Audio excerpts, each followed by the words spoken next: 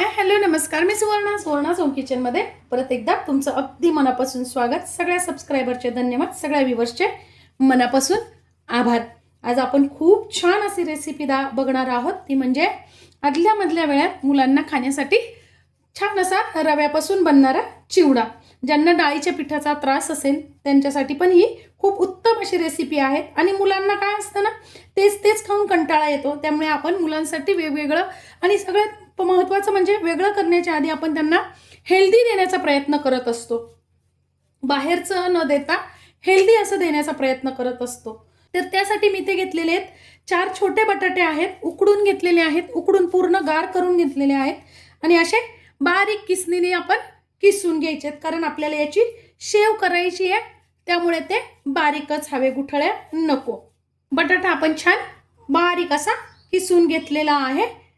त्यानंतर मी इथे ड्रायफ्रुट्स घेतलेले आहेत, मखाना घेतलेले आहेत 1 वाटीभर, थोडेसे घेतलेले आहेत काजू, थोडेसे घेतलेले आहेत बदाम.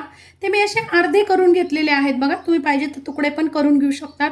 त्यानंतर इथे घेतलेले आहेत थोडेसे किशमिश आणि थोडेसे घेतलेले आहेत शेंगदाणे. तुम्ही इथे खोबरे घेऊ शकतात किंवा फक्त शेंगदाणे घेऊ शकतात. तुम्हाला जसे तुमच्या मुलांना ड्रायफ्रुट्स आवडत असतील तसं तुम्ही इथे घेऊ शकतात. इथे मी तुम्ही पातेलं कढई काही घेऊ शकतात. मी जाड बुडाचं असं भांडं घेतलेलं आहे, म्हणजे जळणार नाही असं. त्यात आपल्याला टाकून घ्यायचं आहे 2 वाटी रवा.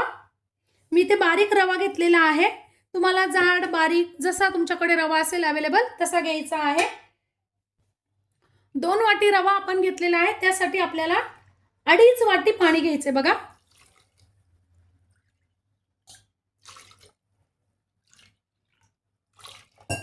अडीच वाटी पाणी घेतलेलं आहे आणि आता हे आपल्याला छान मिक्स करून घ्यायचंय.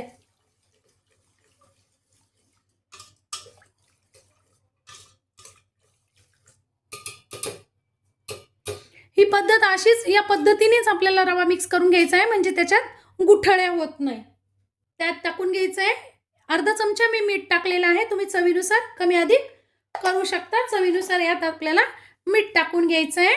आणि आता हे कालवलेलं जे मिश्रण आहे ना, ते आपल्याला छान शिजून घ्यायचंय बघा, या पद्धतीने.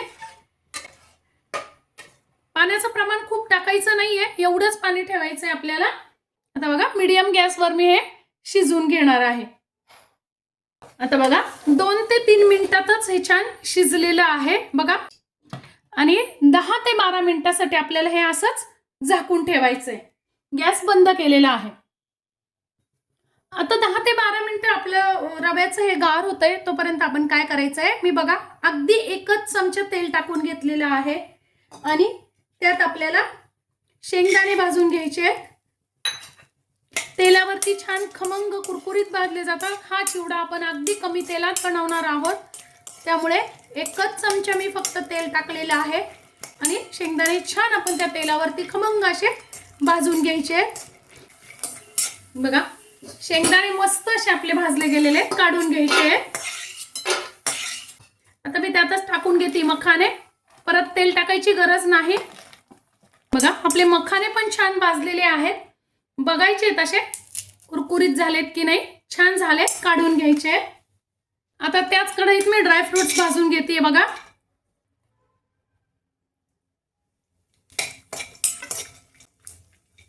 अगदी फक्त पाव चमचा तेल आपण टाकून घेतलेलं आहे ड्रायफ्रुट्स गरम करण्यात.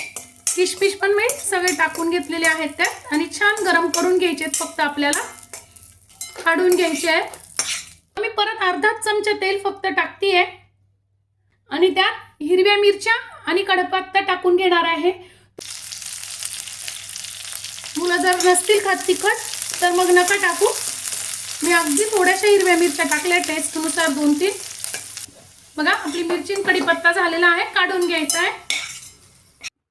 एका ताटात हे असं काढून घ्यायचंय आपल्याला सगळं तळलेल्या वस्तू, आपले ड्रायफ्रुट्स, आणि त्यात टाकून घ्यायचंय काळं मीठ, थोडंसं चवीनुसार साधं मीठ, अर्धा चमचा आपल्याला टाकून घ्यायची आमचूर पावडर आणि पाव चमचा आपल्याला टाकून घ्यायची काळे मिरी पावडर. आणि हे छान आपल्याला मिक्स करून घ्यायचं आहे.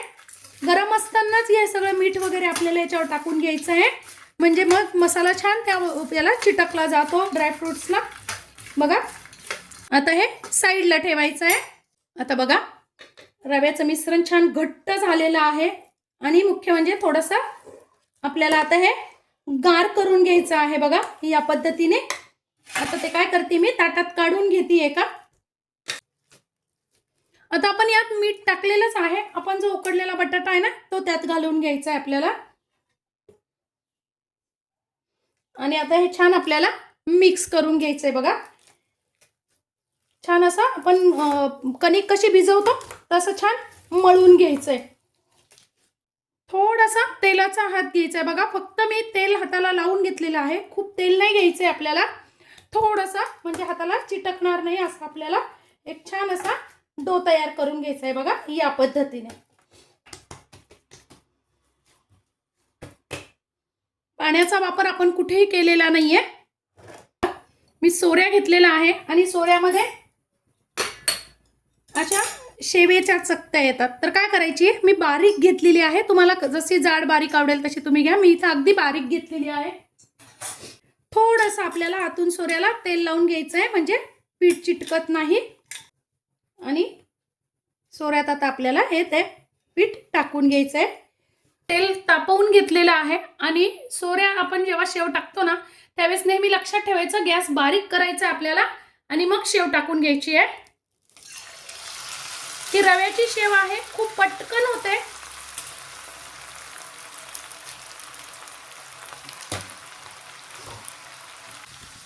शिवाय अजिबात तेल पण पीत नाही ही शेव. थोडीशी बुडबुडे शांत झाले. पहिले बुडबुडे पूर्ण शांत होऊ द्यायचे आहेत आणि थोडीशी शेव झाली बुडबुडे शांत झाले की उलटून घ्यायची बघा या पद्धतीने. बघा झाली आहे. खूप पटकन होते. काढून घ्यायची आहे. मस्त अशी शेव आपली तयार आहे. बघा काय मस्त अशी आपली शेव अगदी कुरकुरीत अशी तयार झालेली आहे आणि अजिबातही तेलकट नाही. मी शेव सगळी आपण जे ड्रायफ्रुट्स ठेवलेले होते ना मसाला घालून ते सगळे मी यात आता छान मिक्स करून घ्यायचे. त्यावरच मी शेव टाकून घेतलेली आहे बघा या पद्धतीने. आणि छान अशी आपल्याला शेव आता यात मिक्स करून घ्यायची आहे. वा बघा काय मस्त असा अतिशय हेल्दी आदल्या मधल्या वेळात खाण्यासाठी किती सुंदर असा आपला चिवडा तयार झालेला आहे आणि अतिशय हेल्दी आहे. आजची ही व्हिडिओ ही रेसिपी तुम्हाला कशी वाटली कमेंट्समध्ये नक्की सांगा. चॅनलवर नवीन असाल तर चॅनलला लाईक सबस्क्राईब शेअर करा आणि असा हेल्दी चिवडा घरात बनवून बघा.